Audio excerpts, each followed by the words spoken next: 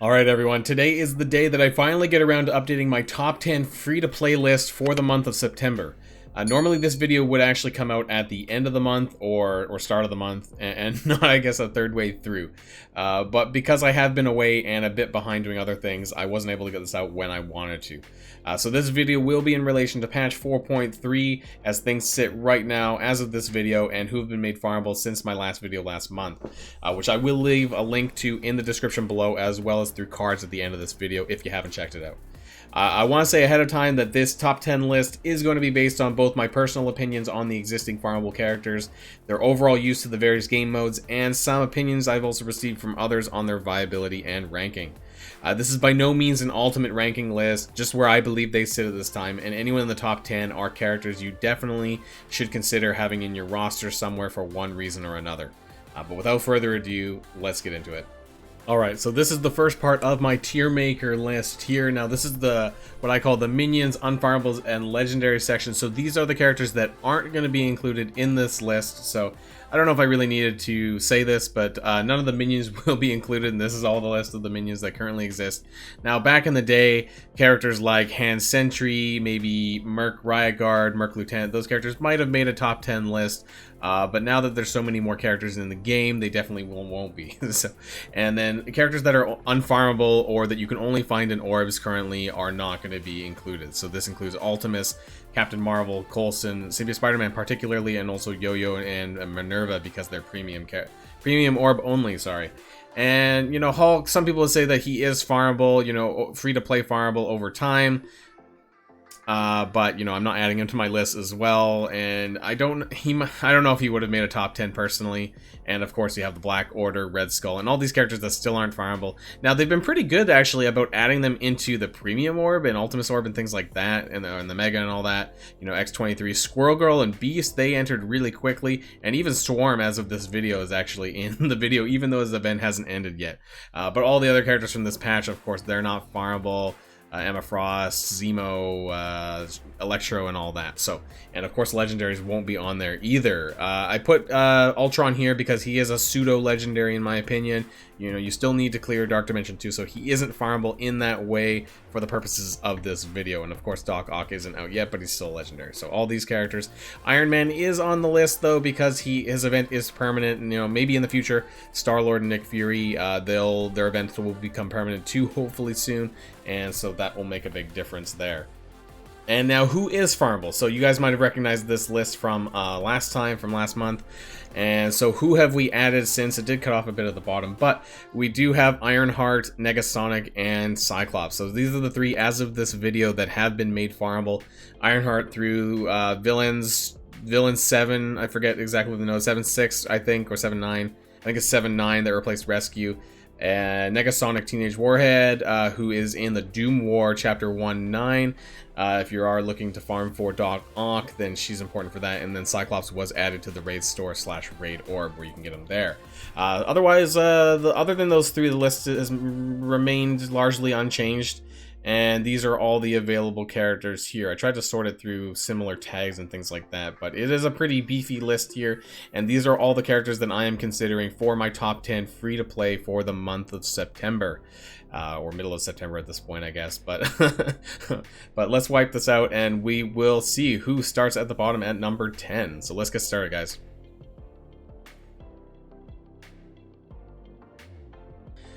And so starting this list off at the bottom once again is Drax. What can I say about him? He is probably the only person on this list that's largely an initial release character.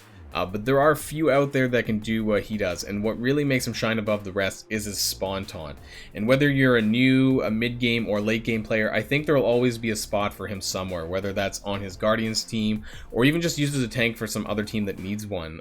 Or in the past, a lot of people have lumped him in with Ultron, fend off some attacks. Some people use him with symbiotes and war and things like that. So all around though, I think he's a great plug and play character still, and not one to skip out on, or at the very least, you know, getting him unlocked and geared to a decent level to use him in different parts of your roster. His overall kit is decent, but the reason why he's on this list really comes from the spawn taunt and his ability to take a hit without really needing extra synergy from others. And where can you find Drax? Well, he is farmable out of the arena store here. So that is where you'll get Drax. If you need to get him unlocked, I would recommend at least getting him unlocked and gearing up a little bit. But coming in for my number 9 pick is going to be...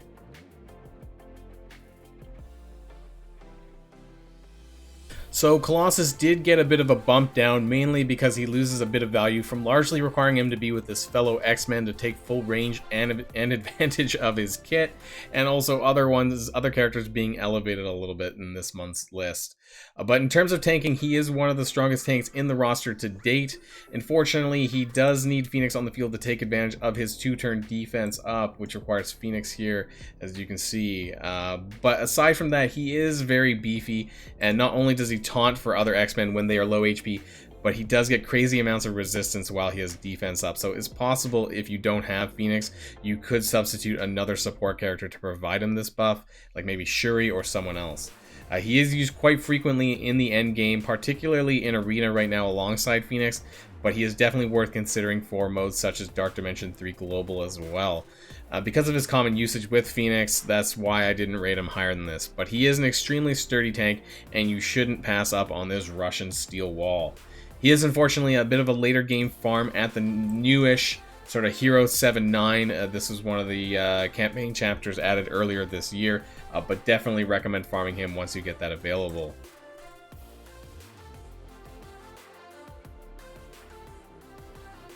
So Carnage did get a slight bump up in the rankings this month, largely because of some others who got bumped down.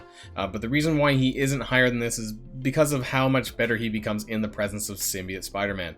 So while I think he is a very strong character, I think he loses some of this value from becoming that much better with his threesome team.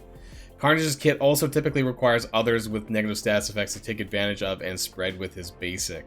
His passive is what makes him really great, though, with him and his fellow symbiotes, giving them 20 to 30% speed bar depending on how much T4s you have invested in him. And it also anytime an enemy drops into the red HP, it also heals them for 10% of his max health as well. So it's really crazy, and he's a great character to use in Raids and Dark Dimension these days, and really adds some flavor to the game by switching up characters for these game modes. Unfortunately, he is a bit of a harder farm if you want to outright farm his shards, but you can find him in the War Store, which again doesn't really show up here unless you have him in the store at the present time, but he is in there, trust me, alongside other characters such as Pyro, Graviton, and Sif particularly. But he is still a really strong character to add your roster when he becomes available in the War Store if you haven't gotten lucky through orbs. Definitely raise this guy up because you'll be needing him later on, definitely for raids in Dark Dimension, so get started now.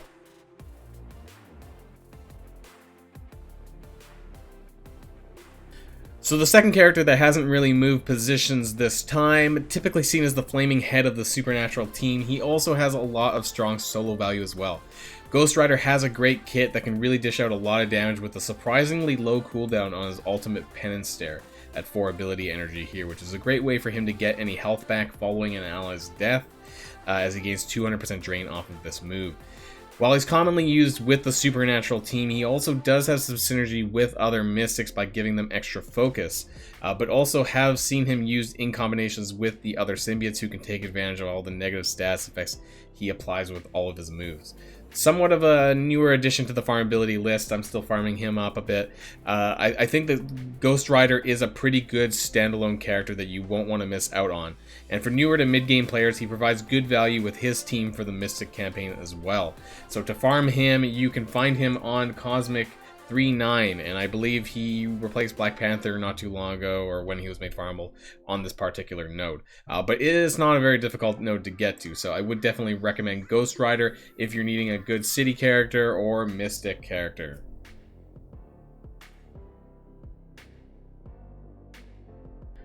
Okay, so Venom has had a huge boost in my list since last time because he didn't actually make the top 10 of my last list, but I did get a bit of a bit of flack for this since I included Carnage, and I do agree that he's got a bit more standalone value than Carnage as well. He is a pretty strong controller in the game. And the main reason why they aren't even higher than this, despite their usability in the game as it sits, is because of them needing Symbiote Spider-Man to shine. Since he's not farmable at this point, I couldn't rate them too much higher than this at this point. But if Symbiote Spider-Man becomes more available other than through money, then likely this will change. And without a doubt, both Venom and Carnage are amazing characters, just made that more amazing with them all together. The symbiote tag in general has really elevated both Venom and Carnage from before, but let's look at why. So his basic is a really nice controller move, which allows for the flipping of 2 positive effects, does decent damage, and it can't be dodged, so a great basic attack against the likes of Spider-Man, Vision, Daredevil, and people like that. Its special ability, applies ability block and a good chunk of bleed damage as well. Quite strong move there. And of course his ultimate move is able to spread all negative effects from the primary target to adjacent targets, as well as applying 2 turns of heal block, which can be quite crippling against some enemies and teams. The passive was a more recent addition with the symbiote tag, but also what makes the team so great by giving defense up for 2 turns to himself and all symbiote allies. So yeah, great character, definitely deserves to be here on this list compared to my my oversight from last time. So, and where can you get Venom shards? Well, he isn't too deep in the game, and you can get him at Nexus 6-9. Which I would say is a late early to early mid-game farm. So definitely farm Venom up, as he'll be useful to you in tons of ways, but most importantly in raids and Dark Dimension.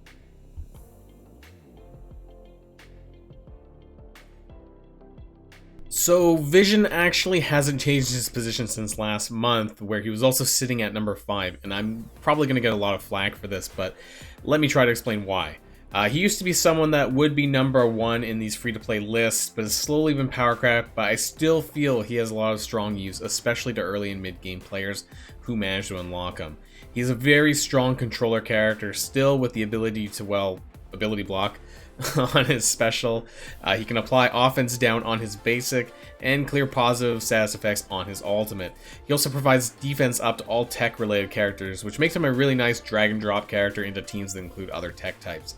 It's this versatility with tech characters is the reason he still is where he's at, but I suspect that over the months he will drop his position over time as well to others, unless they do a tag rework of some sort, as he's also been sort of dropped from the Power Armor 2.0 team with the introduction of Ironheart. So unfortunately he is kind of homeless, but you know what? Vision still demands respect, because he's always been one of my favorite characters. If you're looking to pick up more Vision shards, unfortunately he is a bit of a later game farm at Mystic 3-9, which has traditionally been one of the last chapters prior to the more recent new ones, but when you have a good Mystic lineup, you can work on getting this guy unlocked. And who knows, maybe he'll find a new home someday soon, because I miss using him more.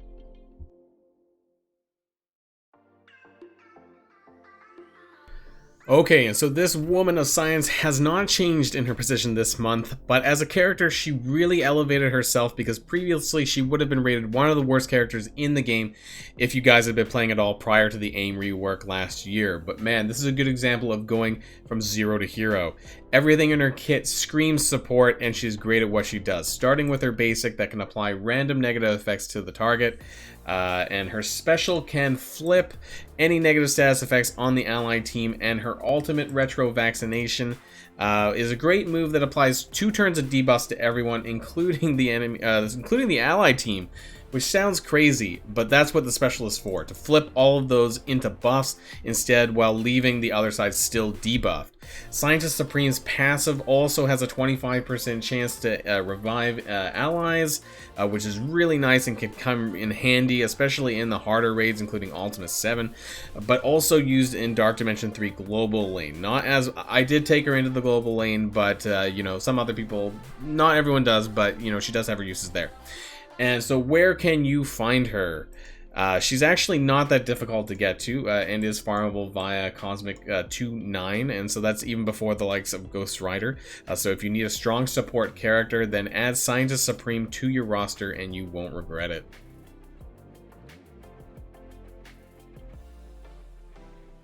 Alright, so coming in at number 3 is Mr. Sinister. This pick probably came as no surprise to anyone who has any knowledge of the game. But admittedly, I had a tough time deciding on my top 5. It really could have interchanged this with any other character. He did get a drop from 2 to 3 though since last video, because in terms of arena, I'm not using him there, where I did a little bit in the past. Sinister is one of the few characters in the game that I believe has future proofing due to his ability to clone any target with his ultimate here. He creates an identical clone of anyone on the field, and the clone scales really well with Sinister's stats, including red star boosts as well, which can make certain characters absolute beasts. On top of this, Sinister has amazing support and healing capabilities through his special and his passive, which heals everyone else and works really well with mutant characters as well. And so his passive mutant geneticist also is really helpful as well. So this allows him to sustain in his own way and passively heal himself every turn. Used a little bit less overall in Arena, I would say, with the introduction of the Black Order dominance, but I expect him to still be around there for mid-game players. He also plays a significant role in War defense with the release of Emma Frost, and many take him into Dark Dimension 3 global lane due to his overall kit. Definitely a character I'll be taking up to 7-star now that I've finished farming Sif. And so where can you get shards for Mr. Sinister? Well, I kind of alluded that earlier. He is in the War store now. If you don't currently have him in the store, he actually doesn't show up in the find button, but trust me that he is actually there.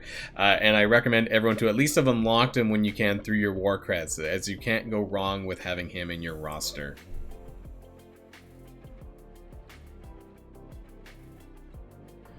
So this is the second time that Thanos has made the list, but in this case I have bumped him up from 3 to 2, which might seem a bit of a marginal increase, but this has been because of me using Sinister a little bit less and Thanos a whole lot more.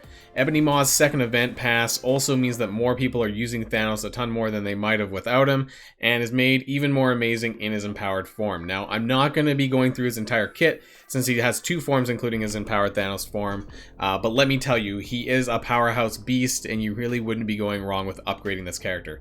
One of the few non-legendary characters in the game that I've completely maxed out 7775. I did get lucky with a 7 red star way back in the day, but given both of his forms, he definitely deserves it. If you happen to have the Black Order unlocked, then that is even better, and you'll see him crush basically everyone he goes up against in his empowered form. But even if you don't, he's still a very great character and great at what he does, which is typically as a tank and ability energy generator in his regular form.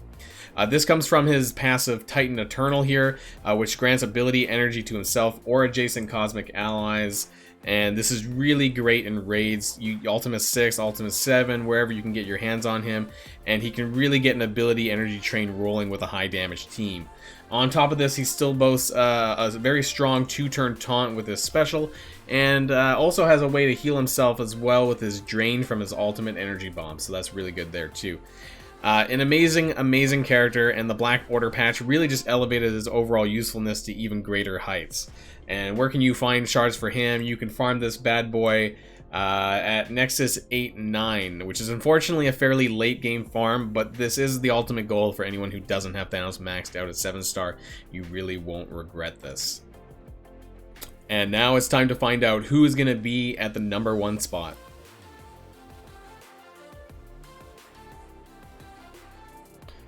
Alright, so for 2 months in a row, or at least since I started these videos, number 1 is going to have to go to the mistress of the underworld herself, Hela of Asgard again. And what can I say about Hela other than she single-handedly destroys the competition in almost every way. Everything about her kit is really great, but we'll start with the obvious, and that's her passive Goddess of Death, which summons the undead Asgardian on the field, aka Greg is what he's normally called, and why this is so awesome. So, well, other than having a really neat kit with heal blocks and bleeds, but whenever he dies, he reduces the speed bar of all enemies by 10%, so that's really good here. And what makes this even more awesome is every single time he dies, he just respawns over and over again, and this is often taken advantage of because the AI often will attack Greg without realizing it, causing all of this turn bar to get knocked back, and sometimes multiple times in a row, and that's just really just one part of Hela's kit. Her Death Knives ultimate is incredibly destructive, doing a significant amount of damage to the enemies, and spreads any negative effects from the primary target to everyone else on the field, other than stun. Her special also is pretty good too. It's a good way to disrupt targets, especially characters like any Taunters and Juggernaut, types like that, and it is a good way to get rid of tanks. Now, Black Blade, her basic attack here is basically like a Deadpool-esque move. So it does do a single attack damage, gets rid of some death proofs, and it also attacks the most injured enemy for some extra damage as well. So that's pretty cool here. Overall, she has a really amazing kit, and you really can't understate. I can't understate the importance of Hela. She's made even stronger when combined with the other Asgardians, as she gets additional healing on her turn and more max health for each one of them. And on war defense, she is even more of a beast, giving them all extra damage when they're together.